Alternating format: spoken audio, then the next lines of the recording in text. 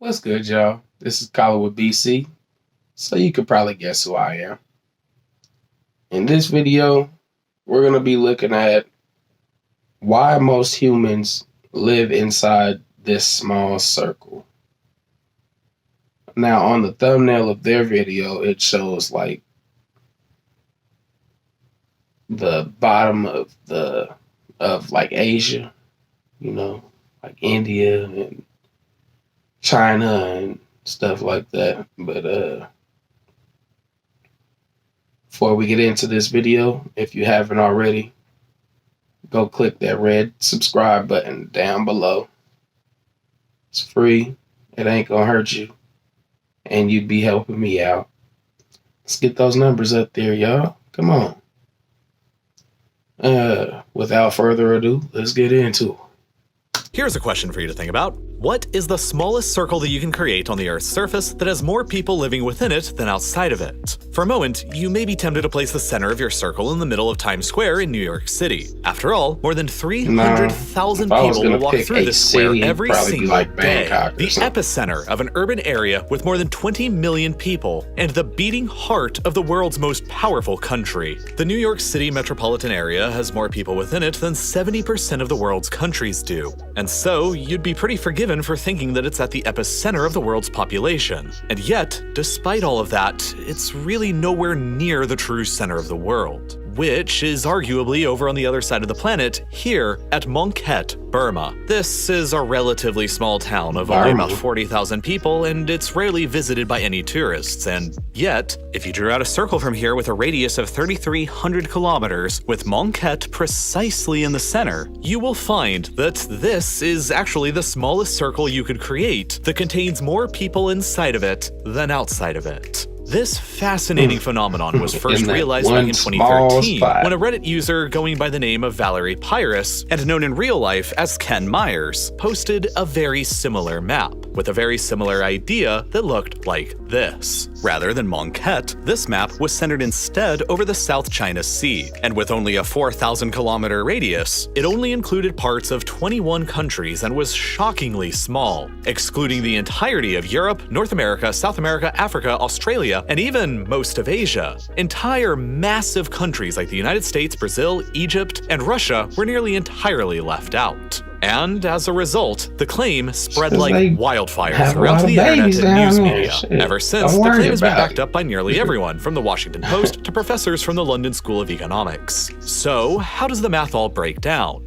Well, for starters, the circle includes the entirety of China and India, the world's two most populous countries that, when combined, are home to 2.8 billion people and more than 35% of the entire human population. Already on their own, China and India combined have more people than the entirety of Africa, Europe, North America, and Australia all combined. But there's many more highly populated areas within the circle than that. Most of Pakistan is included with her 225 million people. Bangladesh adds 172 million. Japan adds another 125 million. The Philippines adds a further 111 million. Vietnam another 98 million. The Korean Peninsula another 77 million. While the islands of Java, Sumatra, and Borneo all add together another insane 220 million. The small island of Java alone, roughly the same size as the US state of Louisiana, is the world's most populated island, with nearly 148 million people calling it home, which is a higher population than the entirety of Russia, all crammed together on an island that's smaller than Louisiana. But what's also fascinating is that the circle also includes a lot of empty areas too. It includes nearly the entirety of Mongolia, the world's most sparsely populated country where, on average, you'll only find 2 people for every square kilometer of land.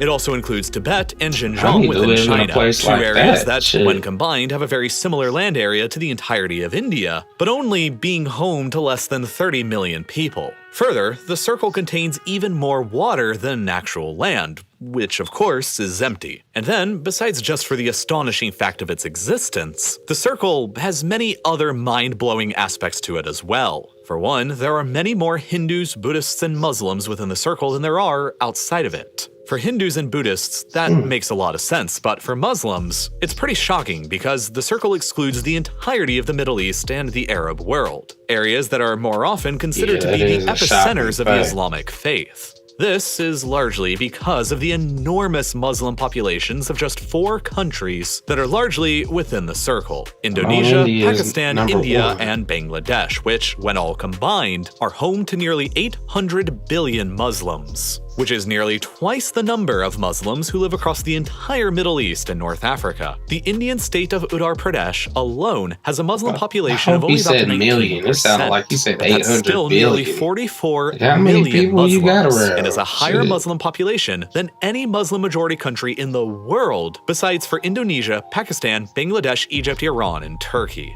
Further, China has more Muslims than the entirety of Syria. And when you add them in, along with the tens of millions of other Muslims within the circle across Malaysia and the Philippines, you easily get to a figure of more Muslims living within the circle than outside of it, making Southern and Southeast Asia the real epicenters of the Islamic population.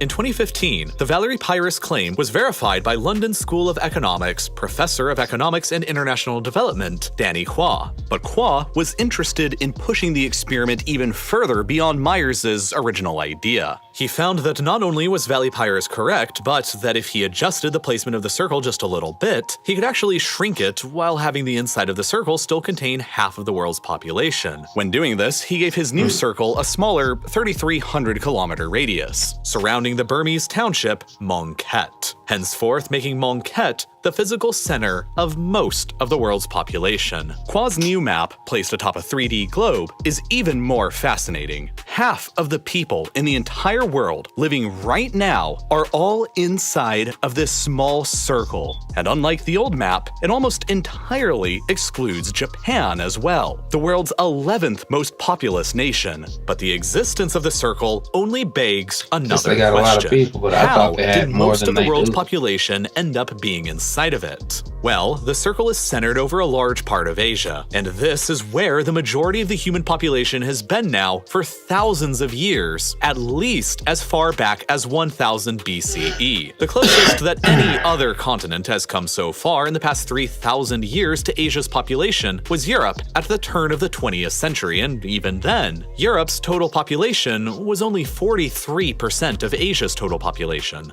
Fast forward 120 years to the present, and that percentage has shrunk down to less than 17% of Asia's population today. Even if you go all the way back to 1700, India and China alone accounted for a little more than half of the entire world's population, with more than 150 million people each. And over the 3 centuries of history since, both have added more than 1 billion additional people. So, for about the past 3,000 years, this small circle that contains the majority of humanity has remained more or less constant in the same general location. Despite both adding more than 1 billion people to their populations, however, both India and China have been growing at more or less the exact same rate as the rest of the world over the past 300 years. That trend ultimately means that both India and China have so many more people than any other country today because they had so many more people than any other country did 300 years ago as well. In short, they simply had a much larger head start than any other country did. But okay, that doesn't really answer anything. The real question is, why did they have so many more people than anywhere else 300 years ago? The big 2 answers to that question are land and food.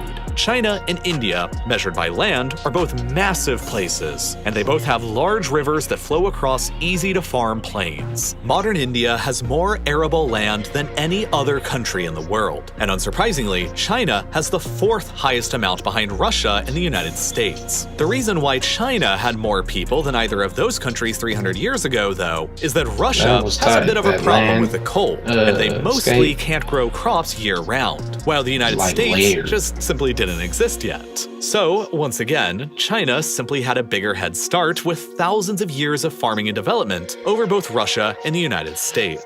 All of this arable land, combined with the ability to grow crops on it year-round, enabled both Indian and Chinese civilization to simply be able to plant more farms than anywhere else, which meant more villagers, which meant more farms, which meant more villagers, and so on. And the crop that these places were primarily growing was rice, which, when compared to other popular grains like wheat, contains significantly more calories per acre. For most of human history and then even into the present, the most popular grain that was grown across the Middle East and Europe was wheat, which only produces about 4 million calories per acre. That means that for every acre of farmland growing wheat, a civilization could only feed a little more than 6 citizens a year. Conversely, rice generates more like 11 million calories per acre, which means that when a civilization uses rice, every acre they use can feed more like 16 people. The choice between wheat and rice is obvious for population growth. When civilizations choose rice, as China and India and the other countries of East and Southeast Asia have, their acres of farmland can simply sustain more people than the civilizations who choose to farm wheat. And when they have the first and fourth highest amount of available farmland in the world, and they have the climate to farm year-round, it's not exactly hard to figure out why they've literally always had the highest number of people, and will continue having the highest number of people for a very,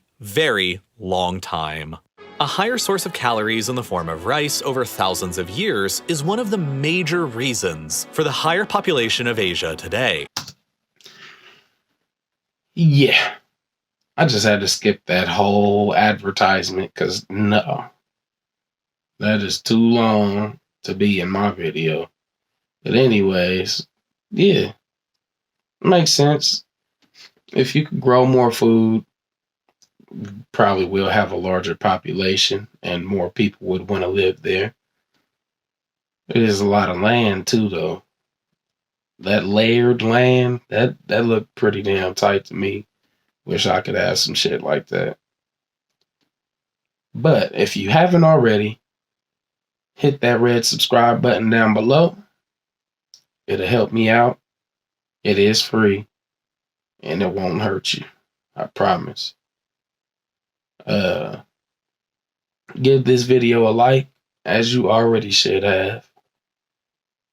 And comment down below.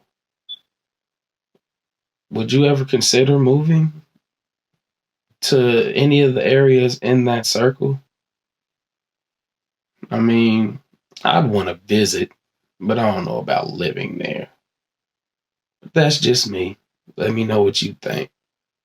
Until next time, y'all, take it easy.